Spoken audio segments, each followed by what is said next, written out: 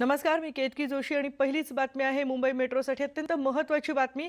याचं कारण म्हणजे मुंबईच्या आरे कॉलनीमधली मेट्रो कारशेड दुसरीकडे हलवण्यासाठी आता जोरदार हालचाली सुरू झाल्या आहेत। मुख्यमंत्र्यांच्या उपस्थितीत यावरून काल एक बैठक सुद्धा झालेली आहे आणि कारशेड गोरेगावमधल्या पहाडी नावाच्या परिसरात हलवण्यावर विचार झाला असल्याची माहिती मिळते। या बैठकीला मेट्रोचे अधिकारी, त्याचप्रमाणे नगरविकास मंत्री एकनाथ शिंदे, पर्यावरण मंत्री आदित्य ठाकरे हे देखील उपस्थित होते।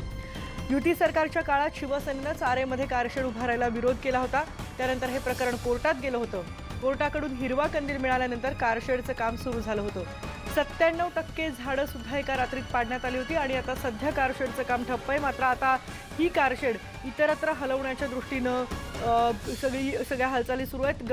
गोरेगावमधल्या एका ठिकाणी ही कारशेड हलवणार असल्याचं समजते। अर्थातच आरे कारशेडवरून आता पुन्हा मोठा वाद निर्माण झाला। याचं कारण म्हणजे जो सगळा खर्च आतापर्यंत झालेला आहे त्याचं आता काय होणार असा प्रश्न आता विचारला जातोय।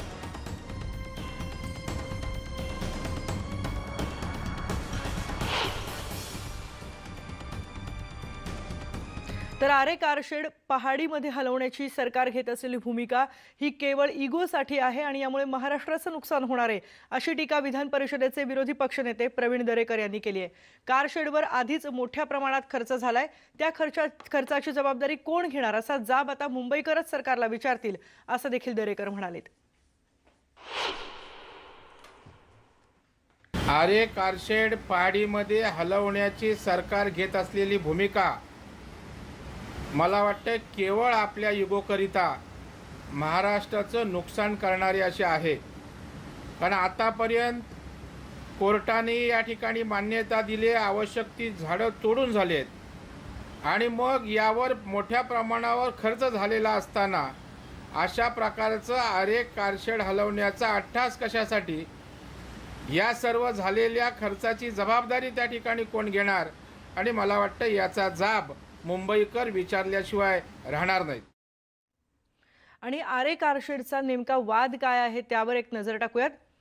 31 मार्च 2014ला तत्कालीन सरकारकडून आरेमध्ये कारशेड उभारायला मंजुरी देण्यात आली। 22 ऑगस्ट 2014ला राज्य सरकारकडून 30 हेक्टर जागा हस्तांतरित करण्यात आली एमएमआरसीला। तर 28 ऑगस्ट 2019ला 2702 झाडं पाडायला बीएमसी कडून मंजुरी देण्यात आली।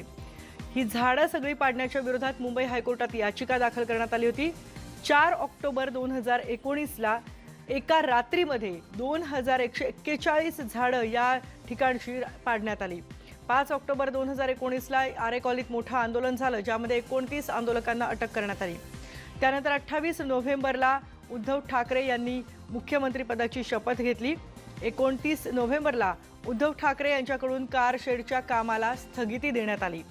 तर डिसेंबर 2019 मध्ये पर्यायी जागा शोधण्यासाठी मनोज सौनिक यांच्या नेतृत्वात एक समिती स्थापन करण्यात आली। जानेवारी 2020 मध्ये या सौनिक समितीकडून अहवाल सादर करण्यात आला आणि कारशेड आरेमध्येच उभारली जावी अशी शिफारस समितीने केली। पण या शिफारसीकडे सरकारनं कानाडोळा केल्याचं दिसतंय, कारण स्थगिती कायम ठेवण्यात आलेली आहे आणि आता मेट्रो कारशेडच दुसरीकडे हलवण्यासाठी हालचाली सुरू झाल्या आहेत। मनोज सौनिक समितीने नेमक्या कोणत्या शिफारसी केल्या होत्या तेही बघूयात। मेट्रोची कारशेड आरेमध्येच उभारली जावी अशी शिफारस त्यांनी केली होती। कारशेड इतरत्र हलवल्यास मेट्रो 3 प्रकल्प आणखी लांबेल असं देखील त्यामध्ये म्हटलं होतं। कारशेडची जागा बदलल्यास मेट्रो 6 प्रकल्पावर सुद्धा परिणाम होईल आणि सरकारी तिजोरीवर 7000 कोटींचा अतिरिक्त भार पडेल असं देखील या समितीच्या अहवालात म्हटलेलं आहे। कारशेड कांजूरमार्गला नेण्यासाठी हा मार्ग 7 किलोमीटरनं वाढवावा लागेल आणि अर्थातच त्याचा भार तिकिटावर पडेल, त्यामुळे तिकीट दरही 25% वाढणार असं देखील यामध्ये म्हटलं होतं। कांजूरमार्गच्या संभाव्य जागेवर खटला सुरू आहे। हा खटला निकाली न निघाल्यास कारशेड पुन्हा लांबणीवर पडेल आणि कांजूरमार्गला 27 एकर एवढी जागा सुद्धा उपलब्ध नाही, त्यामुळे आहे त्याच ठिकाणी ही कारशेड उभारावी असं या अहवालात म्हटलं होतं। आपल्या सोबत आहेत आमचे प्रतिनिधी उदय जाधव। उदय, आरे मधल्या कारशेडला आधीपासूनच सरकारचा विरोध होता, विशेषतः आदित्य ठाकरेंच्या पर्यावरण मंत्रालयाने याबाबतचे जोरदार आक्षेप सुद्धा घेतला होता, याचिका दाखल केली होती। आता या हालचाली नेमक्या काय सुरू झालेल्या आहेत, ही जागा नेमकी कुठे आहे आणि सौनक समितीच्या शिफारसी होत्या तरी देखील कारशेड उभारण्याच्या या वेगळीकडे उभारण्याच्या हालचाली का सुरू झाल्या आहेत? शेतकी आपण बोलले की गेल्या वर्षी आरे कारशेड इथे जी जागा हस्तांतरण करण्यात आली होती आणि त्यासाठी जवळपास 3,000हून अधिक झाडांची कत्तल करण्यात आली होती। त्या विरोधात पर्यावरणवाद्यांनी खूप मोठं आंदोलन देखील उभारलं होतं, अनेक अटक सत्र देखील झाली होती।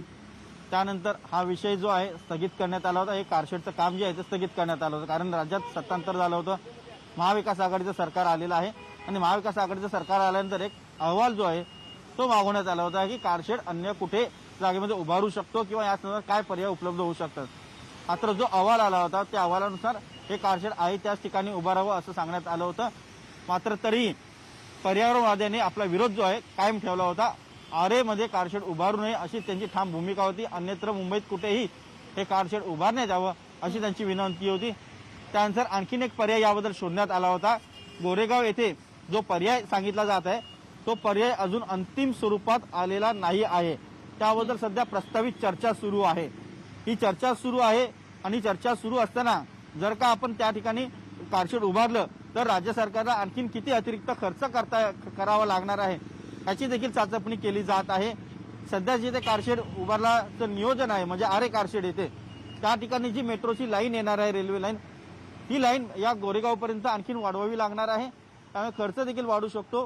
हा एक प्रस्तावित विचार आहे। हा प्रस्तावित विचाराला मूर्त स्वरूप येते का हे पाहावं लागणार आहे, कारण आरे कारशेड इथे विरोध करण्यासाठी पर्यावरणवाद्यांनी जसा विरोध केलेला तसाच सध्याचे विद्यमान पर्यटन मंत्री आदित्य ठाकरे यांचा या सत्ता स्थापनेच्या आधीपासूनच विरोध होता आणि त्यामुळे सध्या विद्यमान असलेल्या आदित्य ठाकरे यांची आग्रही भूमिका आहे की आरे येथे कारशेड उभारू नये, तिथल्या पर्यावरणाचा मोठ्या प्रमाणात आधीच ऱ्हास झालेला आणखीन ऱ्हास होऊ नये या पण उदय इथली 97% झाडं तोडण्यात आली आहेत। जी समिती स्थापन करण्यात आली होती त्या समितीनं जी सगळ्या शिफारसी केलेल्या आहेत, ज्या सूचना केल्या आहेत त्यानुसार 7,000 कोटींचा अतिरिक्त भार पडेल जर इथून कारशेड दुसरीकडे नेली तर मग हा अट्टहास का केला जातोय, पर्यायी जागा शोधण्याचा विचार तरी का केला जातोय?